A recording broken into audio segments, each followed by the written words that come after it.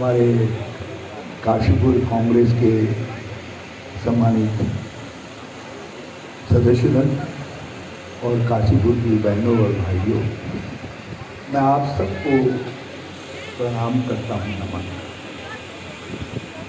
और आप सबका मैं यात्रा की तरफ से बहुत धन्यवाद अदा करता हूँ कि रात ढल रही है लेकिन काशीपुर का जोश बरकरार। काशीपुर जब हम राजनीति में नए नए आए थे तो उस समय हम इसको कांग्रेस का मायका कहते और कहीं कांग्रेस को ताकत न मिल रही हो तो ताकत खोजने के लिए हम काशीपुर आए। हमारे प्रभारी महोदय जब 1980 में मैं चुनाव लड़ा पार्लियामेंट का, तो तिवारी जी ने मुझसे कहा कि एक दिन काशीपुर रात रुकना। केसी बाबा उन्होंने कहा मुझसे एक दिन काशीपुर रुकना रात को, और सुबह कुछ काम चलाने लायक नहीं थे। तो पहले हमारे नेतागण काशीपुर पर इतना विश्वास करते थे कि दूसरी जब ताकत की जरूरत होती थी तो हम काशीपुर की तरफ दिखते थे। मनोज के पिताजी वो ताकत देने वालों में से एक थे। और आज भी यहाँ पर मैंने जो नाम लिए, हमारे वो सब मूर्धन्य परिवार यहाँ पर मौजूद है। केसी सिंह बाबा अपने आप में कुमाऊं में एक इंस्टीट्यूशन, एक संस्था है। पद मिलते हैं, पद नहीं मिलते हैं। हम लोगों की पहचान पद से है, लेकिन केसी बाबा आपकी पहचान पद से नहीं, आपकी पहचान आपके परिवार के गौरव से है जो कुमाऊं का है। और आपकी पहचान आपकी शालीनता से है जो हमको भी बहुत कुछ सिखाती है। दूसरा ऐसा ही एक परिवार है गुड़िया परिवार।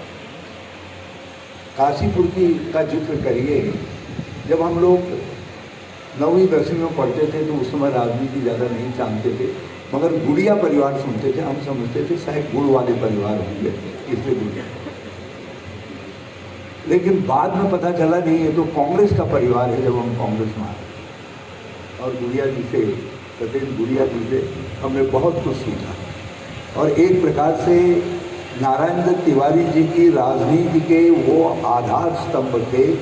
एक प्रकार से उनके चुनावी रथ को, उनके राजनीतिक रथ को वो बांधे रखने का काम करते थे। और उनके जाने के बाद प्रकाश आज हमारे पास कोई संचालक पूरी सराई में नहीं है जिसको हम गार्जियन के लिए, मगर उनका परिवार है, भरोसा परिवार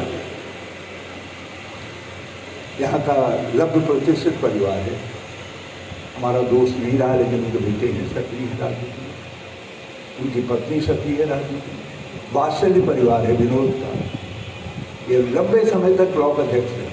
और मैं समझता हूँ एक प्रकार से गुड़िया जी और विनोद वात्सल्य एक दूसरे के पूरक के तरीके से काम करते थे। आज भी विनोद जो है सक्रिय हैं राजनीति में यहाँ जो है। उसी तरीके से हमारे शिवनंदन जी का परिवार है। शिवनंदन जी भी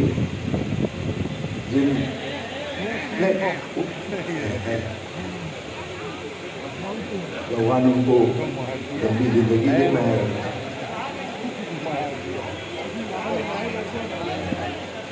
चलिए यहाँ नहीं है, आपने मेरी गलती को सुधार दिया, लेकिन हमको आशीर्वाद देने के लिए हैं। और जिस व्यक्ति को इंगित करके मुझसे कहा गया कि वहाँ रात रहना, तुम्हारा काम चलाने लायक कुछ हो जाएगा, उनमें से एक शिवनंदन जी भी थे। तो ऐसे लोग थे। उसी तरीके से हमारे चतुर्वेदी परिवार, ये कोई छोटा मोटा परिवार नहीं, और भी बहुत सारे परिवार जिनका कांग्रेस के साथ ऐतिहासिक संबंध है। और मैं एक बात बड़ी अदब से कहना चाहता हूँ कि यदि सारे परिवार एक बार जोर लगा दें, एक साथ जोर लगा दें, तो कांग्रेस का 35 साल का सूखा समाप्त हो सकता है। अब गणेश गोटियाल जी, आपके गौंड में कितनी ताकत है, और देवेंद्र ही हैं, देवों में भी जो है वही देवेंद्र है जो है, देखते हैं। कुछ ऐसा कर दीजिए कि ये सब मिल करके, और हमारा वादा है आप सबसे, हम अपनी तरफ से कोई गड़बड़ नहीं करेंगे। जो आप सब लोग जो यहाँ के प्रतिष्ठित परिवार हैं, लंबे प्रतिष्ठित लोग हैं, आप लोग तय कर देंगे, हम लोग सब उसके पीछे आकर के खड़े हो जाएंगे, मगर हमको जीतना है। मैं सोच रहा था जिस समय ये इतनी बड़ी माला मैंने बहुत सारी मालाएं देखी, मगर भाई सहगल साहब इतनी विशाल काय और इतनी मोटी और भारी माला नहीं थी। आपने इतनी मोटी माला पहनाकर हमारा भार तो बढ़ा दिया, लेकिन आपका भार हमसे ज़्यादा बड़ा हो गया, क्योंकि मोटी माला पहनाने नहीं, मोटी माला को और स्थायित्व प्रदान करना, यही अध्यक्ष का काम है। देखते हैं आप किस हुनर से काम करते हैं। हम सब कांग्रेस परिवार के लोग हैं, यहाँ कोई बाहर का व्यक्ति नहीं है, मगर हमको एक सामूहिकता से सोचने की जरूरत है। क्या आपको नहीं लगता कि एक पीढ़ी गुजर रही है जिन्होंने यहाँ से कांग्रेस का विधायक नहीं देखा? कुछ समय बाद तो जय सिंह भाई, यदि तुम्हारे नाती को वो कहेगा दादाजी कांग्रेस का विधायक कैसा होता है, तो तुम केसी बाबा की पुरानी फोटो ला करके दिखाओगे ऐसा होता है। ये हालत होगी। तो इस हालत को बदलना है। पिछली बार मैंने सोचा मेरे हाथ मौका आ गया है, शायद बदल दे। यहाँ बड़ी मीटिंग और मैं गांठ बांध करके गया कि जिला बना ही देना है, और हमने 100 करोड़ रुपया बजट में रख नहीं दिया। लेकिन राजनीतिक परिस्थितियाँ होती हैं। जो हमारा आखिरी साल था वह ऐसे राजनीतिक अस्थिरताओं से भरा रहा जिसकी दुनिया के अंदर कहीं कोई मिसाल नहीं है। इसलिए होते होते भी हम उस पवित्र काम को नहीं कर पाए। और मेरा आपसे वादा है, ये संध्या का वक्त है, इस बार आप कांग्रेस को मौका दीजिए, हम काशीपुर से बिस्मिल्लाह करेंगे। तो और ऐसा नहीं है, हमने आपके 2 बड़े सपनों को परवान चढ़ाया। ये जो ओवरब्रिज है रेलवे का, इसको, और हिंदुस्तान पेपर्स की ज़मीन को जब वापस लिया हमने, स्कूल को खरीदा, और ख़रीद करके उसमें हमने हब, एजुकेशनल हब बनाने के लिए 20 करोड़ रुपए की पूंजी के साथ काम प्रारंभ किया। हमारा विचार था कि कोटा राजस्थान धीरे धीरे डाइट डाउन हो रहा है, ओवर सैचुरेट हो रहा है, वहाँ कोचिंग होती है। हमने कहा हम कोचिंग के हब के रूप में अपने काशीपुर को डेवलप करने का काम करेंगे, और 20 करोड़ की पूंजी हम तक करके। मगर काशीपुर भी राजाओं का शहर है, आपका स्वाद भी बड़ा है। राजा महाराजा कभी काम करने वाले को बख्शीश नहीं देते हैं, जो काम नहीं करता है उसी को बख्शीश देते हैं। इसलिए काशीपुर के राजाओं, आपने ऐसे विधायकों को यहाँ से बख्शीश दी जिन्होंने आपका काम नहीं किया, केवल जो है काशीपुर का नाम कैश करने का काम किया। इस बार हमको दीजिए मौका, हमारा विधायक काम भी करेगा और काशीपुर के नाम को रोशन भी करेगा, आगे बढ़ाएगा।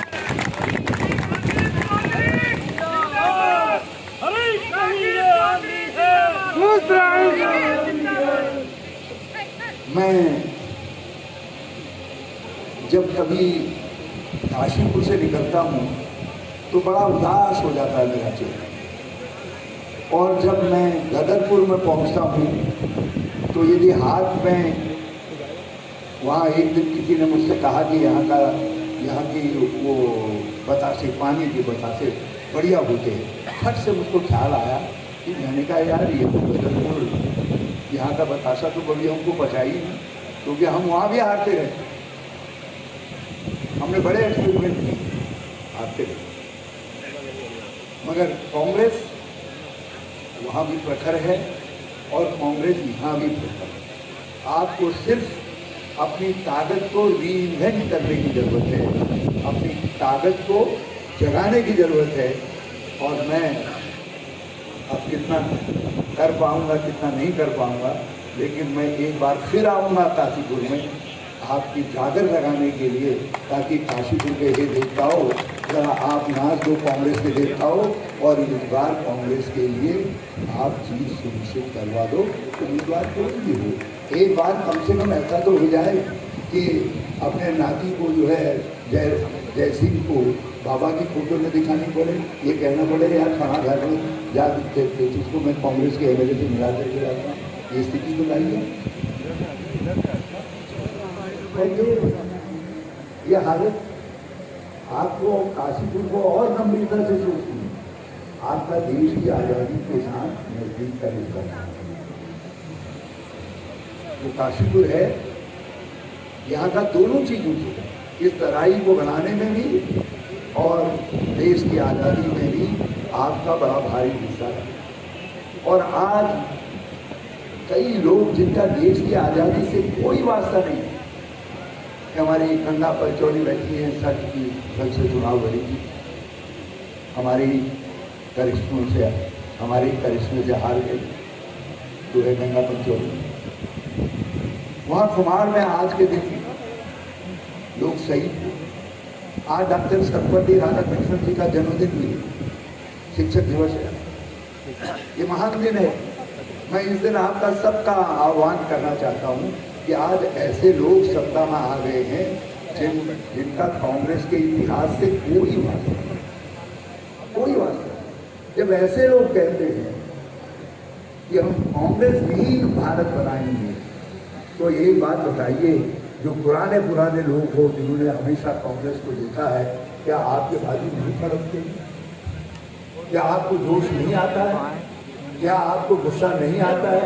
मैं एक बार आप सबसे प्रार्थना करना चाहता हूँ कि इस बार 2022 में भी हमको गुस्सा आना चाहिए और 2024 में भी हमको गुस्सा आना चाहिए। हमको देहरादून में भी कांग्रेस की सरकार बनानी है और हमको दिल्ली में भी कांग्रेस की सरकार, संदीप सागर कोई किसी का नारा लगाए भैया, मैं कोई भी व्यक्तिगत नारा न लगाए। हो गया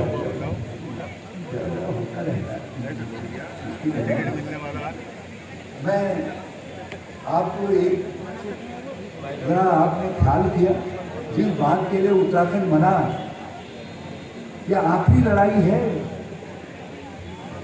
यदि आज हम उत्तराखंड को राज्य आंदोलन के सपनों का उत्तराखंड बनाने की लड़ाई नहीं लड़ पाएंगे और उसके लिए कांग्रेस को नहीं ला पाएंगे, तो एक बात याद रखिएगा, फिर उत्तराखंडियत और उत्तराखंड आपके लिए सपनों की बात हो जाएगी। आप एक स्टीरियोटाइप, एक ऐसा राज्य जो देश भर में सभी राज्य हैं, आप केवल वैसे राज्य बन करके रह जाएंगे। इसलिए यदि छोटे राज्य के साथ एक खुशहाल राज्य, एक बराबर की भागीदारी वाला राज्य बनाना है, ऐसा राज्य बनाना है जिसमें गरीब से गरीब आदमी भी अपना अक्स देख सके, अपनी भागीदारी देख सके, अपने जीवन के लिए, अपने परिवार के लिए वो कुछ न कुछ ढूंढ सके, उसमें ऐसा राज्य बनाना है। उसका ये आखिरी मौका है। यदि इसमें आप चूक गए तो फिर उत्तराखंड चूक गए। आपने देख लिया, बातें बड़ी बड़ी कही गई। हम समझ रहे थे 2007 में कि हम रात दिन काम कर रहे हैं, लोगों से मिल रहे हैं, रात के 3-3 बजे तक लोगों से मिल करके उनकी मदद करने का काम कर रहे हैं। लेकिन एक बाजीगर आया जिसने कहा, कुमाऊं और गढ़वाल के भाइयों और बहनों, एक एक शब्द गढ़वाली और कुमाऊं लीजिए। मैं तो गढ़वाली भी बोल लेता हूँ, कुमानी भी बोल लेता हूँ, थोड़ा थोड़ा जोरसारी भी बोल समझ लेता हूँ, रंग भाषा भी समझ लेता हूँ। लेकिन हमको नकल करने की जरूरत नहीं थी। एक एक भाषा, एक शब्द लिख करके उन्होंने कहा मुझको मौका दो, मैं उत्तराखंड में डबल इंजन की सरकार बनाऊंगा। अब हम थे सिंगल इंजन वाले, लोगों ने कहा यार सिंगल इंजन की सरकार इतना काम करती है तो ये बड़ा जादूगर आया है, ये डबल इंजन की सरकार बना देगा।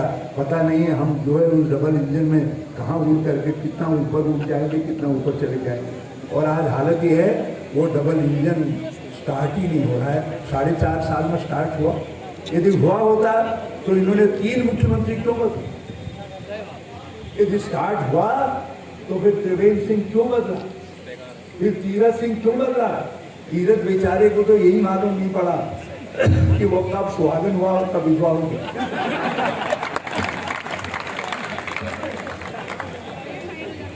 और जो ये आज वाला है, इनको तो इन्होंने हमारे घर गांव में कहते हैं पेट मरवा हो गया करके, पेट ही में आ गया था। वो तो जन्म लेने से पहले ही कुछ लोग पहुंच गए थे वहाँ कि ये नहीं चलेगा, बड़ा दो दूसरा दो करके अस्कन वस्कन पहन करके लोग चले गए थे।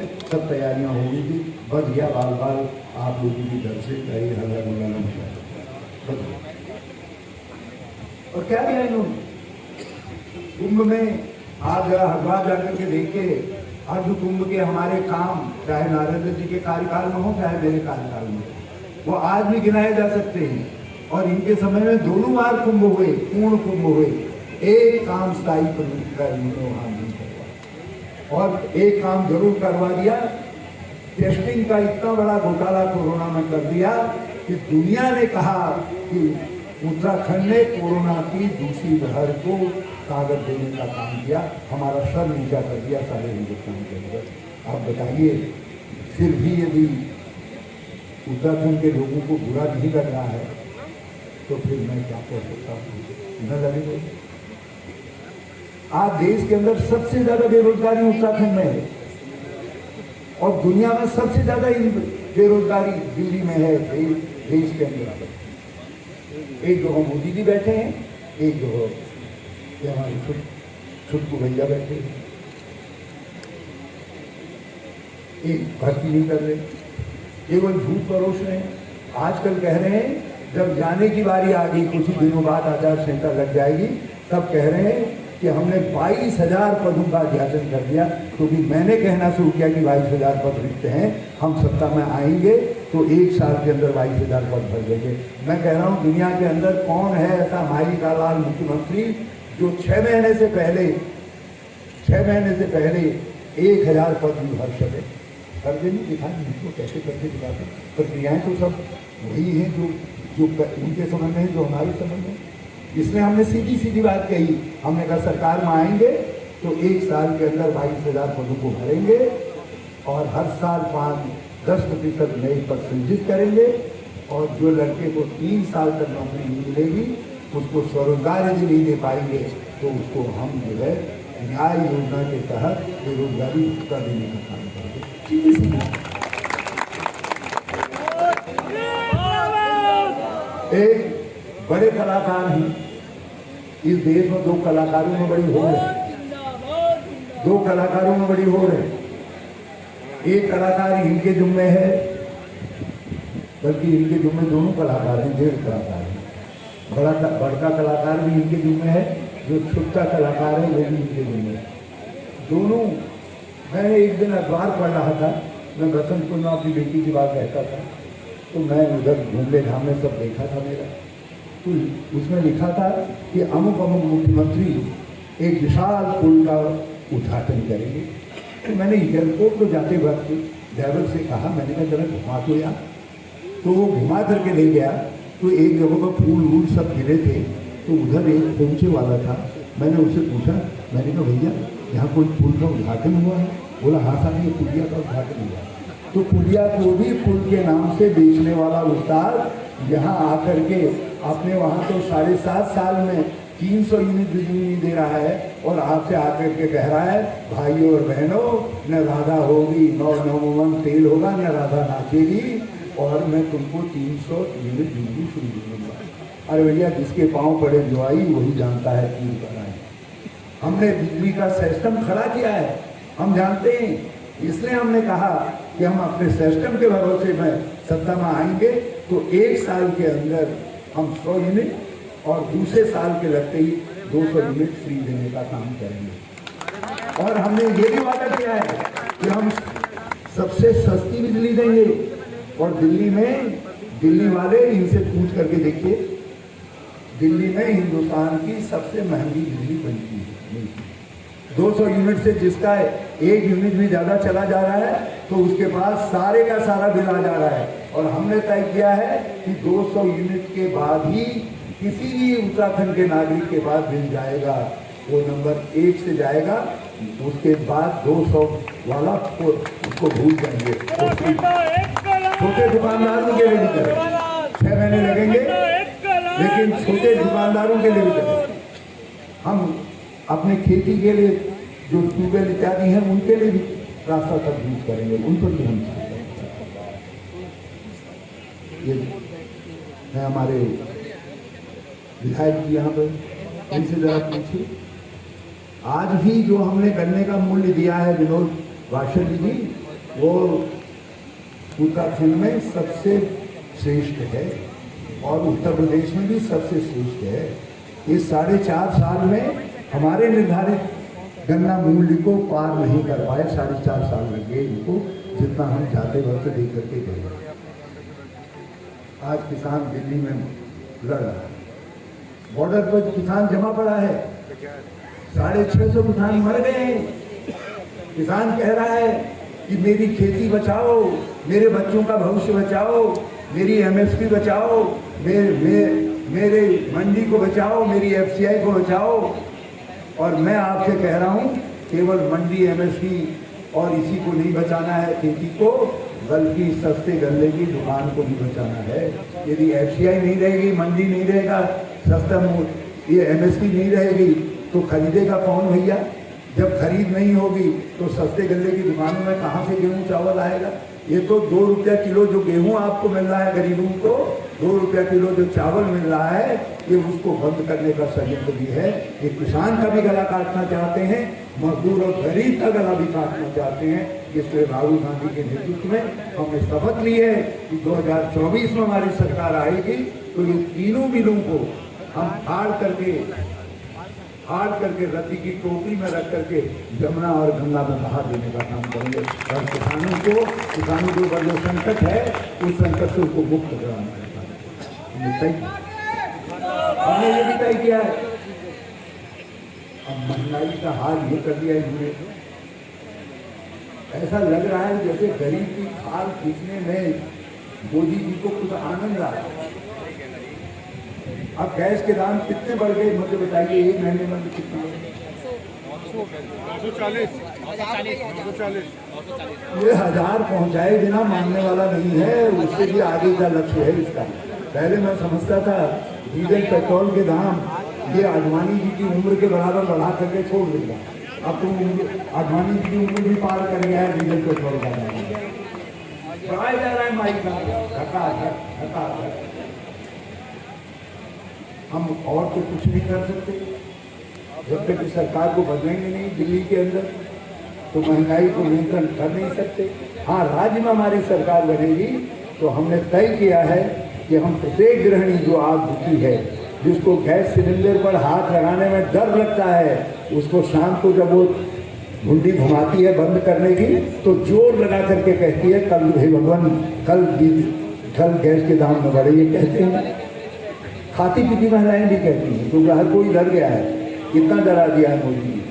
हमने तय किया हमारी सरकार आते ही हम प्रति परिवार प्रति माह 200 रुपया देंगे गैस सब्सिडी के रूप में।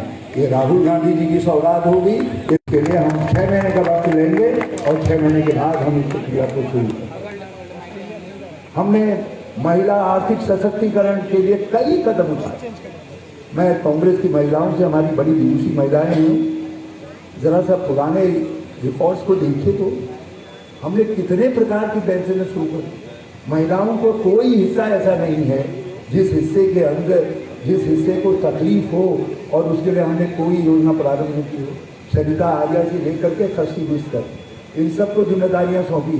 महिलाएं यदि ज़रा सा हस्तशिल्प कर सकती है तो उसके लिए भी परिषदें बना करके मैंने इनसे कहा तुम इनका संचालन करने का काम करो ताकि महिला की आर्थिक उन्नयन हो सके।